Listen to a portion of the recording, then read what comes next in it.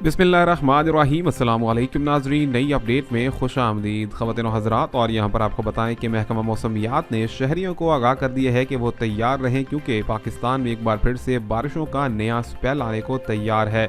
आपको बताते चलें कि महकमा मौसमियात ने आगाह किया है ख़ास तौर पर पंजाब के बड़े शहरों में रहने वाले लोगों को कि वो तैयार रहें कि 18 जनवरी के बाद से आइंदा आने वाले कुछ दिनों में मुख्तलिफ शहरों में बारिशों का एक सिलसिला देखा जाएगा, जिसके बाद से सर्दी की शिद्दत में मज़ीद इजाफा हो जाएगा।